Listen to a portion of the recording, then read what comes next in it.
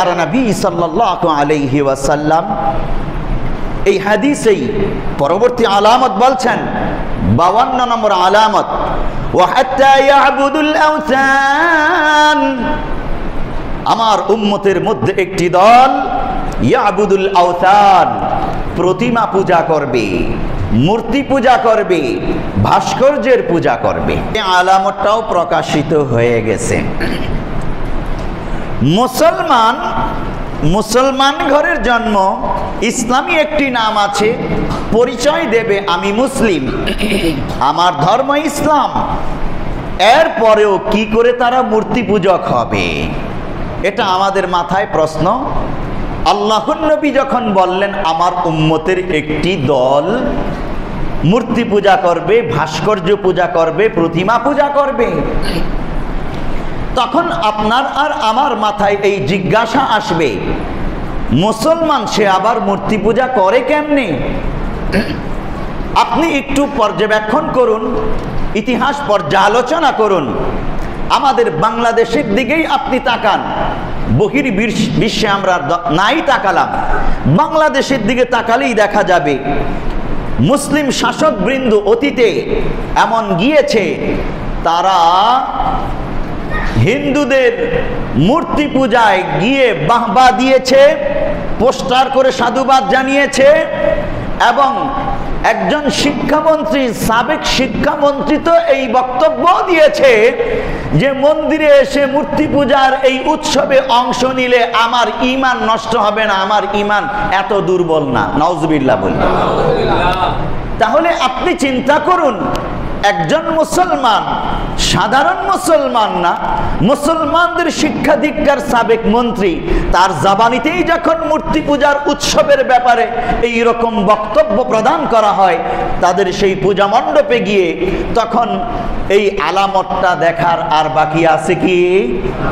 আরো শুনুন, মুসলমানরা এই যে প্রতিমা পাথর দিয়ে, মাটি দিয়ে ভাস্কর্য তৈরি করবে, প্রতিমা তৈরি করবে এবং ওটাকে স্যালুট জানাবে, সম্মান করবে, ফুলের তোড়া দিয়ে সম্মান জানাবে, বিভিন্ন উপায়ে সম্মান জানাবে, বিভিন্ন দিবসকে কেন্দ্র করে সেই প্রতিমায় পুষ্পস্তবক অর্পণ করবে। এই বিষয়গুলো বাংলাদেশে বেশ অনেক বছর আগে থেকেই হয়ে আসতেছে, আমরা দেখেছি। আল্লাহর নবী কিয়ামতের আলামত হিসেবে বললেন, হাত্তা ইয়াবুদুল আওসান, আমার উম্মতের একটি দল প্রতিমা পূজা করবে, ভাস্কর্য পূজা করবে। পূজা করার অর্থ ওই মূর্তির সামনে গিয়ে শুধু সেজদায় লুটিয়ে পড়াই না। আপনি মূর্তির সামনে গিয়ে বিশেষ দিবস স্মরণ করলেন, মূর্তির সামনে, ভাস্কর্যের সামনে গিয়ে ফুল দিলেন, পুষ্প স্তবক অর্পণ করলেন, এই মূর্তির গলায় মালা পরিয়ে দিলেন, মূর্তিকে সম্মান জানালেন, মূর্তির সামনে গিয়ে 1 মিনিট দাঁড়িয়ে থাকলেন, স্যালুট দিলেন, সবগুলোই এই মূর্তি পূজার অন্তর্ভুক্ত বলে গণ্য। এটা শিরকে আকবার, শিরকে আসগর নাই, এটা শিরকে আকবার। একজন মানুষের মূর্তি বানিয়েছেন, ভাস্কর্য বানিয়েছেন, আর ওটাকে বিভিন্ন উপায়ে সম্মান প্রদর্শন করছেন, তো এটাকেই বলা হয় মূর্তি পূজা, প্রতিমা পূজা। এটা শিরকে আকবার। আর এই জিনিসগুলো বাংলাদেশে ঘটছে কি ঘটছে না? আল্লাহর নবীর এই আলামতটাও বাংলাদেশে ঘটে গেছে। অন্যান্য রাষ্ট্রের কথা না হয় নাই বললাম, বিভিন্ন রাষ্ট্রে আছে। রাসূলুল্লাহ সাল্লাল্লাহু আলাইহি ওয়াসাল্লাম যখন মক্কা বিজয় করেন, ওই সময়ে মক্কার কাফেররা এই মক্কার ভিতরে, মক্কার দেয়ালে, বাইতুল হারাম যে আছে, মসজিদে হারাম, এই মসজিদে হারামের দেয়ালের মধ্যে হযরত ইব্রাহিম আলাইহিস সালামের মূর্তি অঙ্কন করেছে, খোদাই করে। এটা বিভিন্ন জায়গায় বাংলাদেশেও আছে, মাটি খোদাই করে বা দেয়াল বানায় উঁচু উঁচু করে কিছু মূর্তি তৈরি করে, মূর্তির ছবি তৈরি করে। তো ইব্রাহিম আলাইহিস সালামের মূর্তি, ইসমাইল আলাইহিস সালামের মূর্তি তৎকালীন মক্কার মুশরিকরা বানিয়েছিল।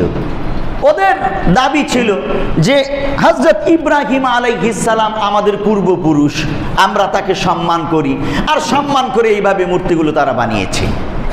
আল্লাহর নবী সাল্লাল্লাহু আলাইহি ওয়াসাল্লাম সাহাবায়ে কেরামকে আদেশ করেছিলেন, এই সমস্ত দেয়ালের অঙ্কিত মূর্তিগুলোকে তোমরা মুছে দাও।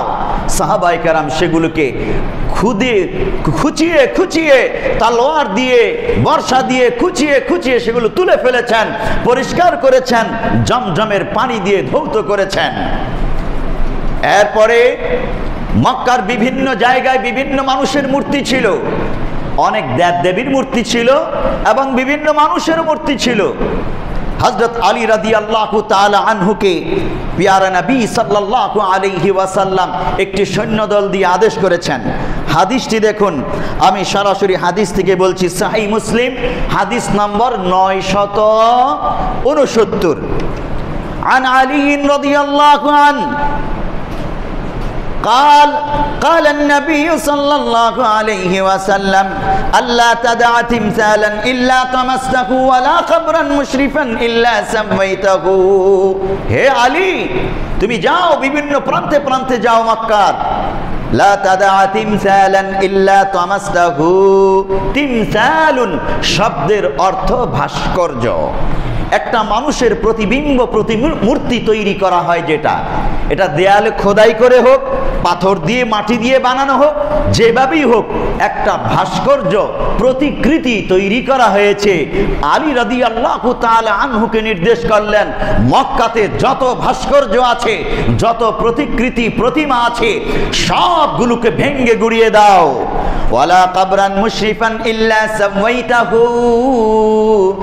আর কবরের উপর যে উঁচু উঁচু প্রাসাদ গম্বুজ নির্মাণ করা হয়েছে, সেই উঁচু স্তম্ভগুলোকে ভেঙ্গে গুড়িয়ে দাও, কবরকে সমান করে রেখে দাও। আলী রাদিয়াল্লাহু তাআলা আনহু তার সেনা ইউনিট নিয়ে মক্কার অলিতে গলিতে গিয়েছেন আর এই মূর্তিগুলো ভেঙ্গেছেন যেগুলো মুশরিকরা স্থাপন করেছিল।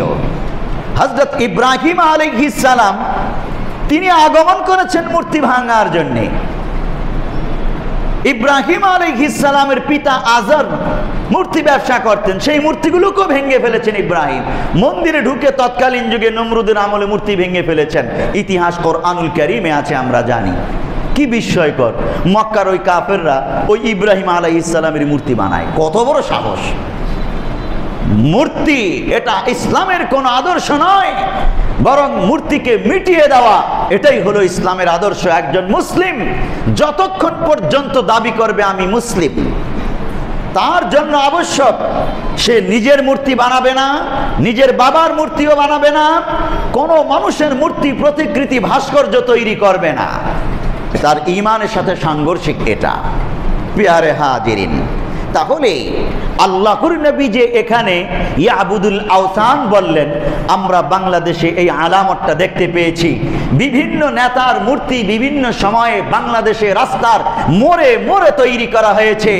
এক সময়ে জিয়াউর রহমানের মূর্তি, শহীদ প্রেসিডেন্ট জিয়াউর রহমানের মূর্তি এক সময়ে তৈরি করা হয়েছিল বিভিন্ন জায়গায়। পরবর্তী শাসক গোষ্ঠী এসে ওগুলো ভেঙে দিয়েছে। তারা তাদের বাবার মূর্তি, নেতাদের মূর্তি, বঙ্গবন্ধু শেখ মুজিবুর রহমানের মূর্তি রাস্তার বিভিন্ন মোড়ে মোড়ে বিভিন্ন ইউনিভার্সিটিতে স্থাপন করেছে। তাহলে এই মূর্তি স্থাপন করার মধ্যেই সীমাবদ্ধ নয়। অতীত ইতিহাস আমরা দেখেছি, কেউ যদি মূর্তির গায়ে সামান্য একটু ঢিলু মেরেছে, বাঁকা চোখে তাকিয়েছে, তাকেই গ্রেফতার করা হয়েছে, মামলা দিয়ে তাকে হেনস্থা করা হয়েছে। মাটির মূর্তি, এটা তো আর বঙ্গবন্ধু নয়, এটা বঙ্গবন্ধুর প্রতিকৃতি। ভালো করে বুঝুন, কবরে যেই মুসলিম লিডার শায়িত, বঙ্গবন্ধু শেখ মুজিবুর রহমান কবরে শায়িত, সে যদি জবান থাকতো, বলার মতো শক্তি থাকতো, চিৎকার করে সমগ্র বাংলাদেশের মানুষকে বলতো, আমার প্রতিকৃতি ভাস্কর্য তোমরা তৈরি করো না, এর কারণে আমার কবরে শাস্তি হচ্ছে, চিৎকার করে বলতেন। কারণ আমরা হাদিস শুনেছি, পেয়ারা নবী বলেছেন হাশরের ময়দানে প্রতিকৃতি তৈরিকারী ব্যক্তিদেরকেই সবচেয়ে কঠিন শাস্তি দেওয়া হবে, আর বলা হবে কেন তুমি এই প্রতিকৃতি ভাস্কর্য তৈরি করলা, এর প্রাণ দাও, যদি দিতে না পারো তৈরি করলা কেন?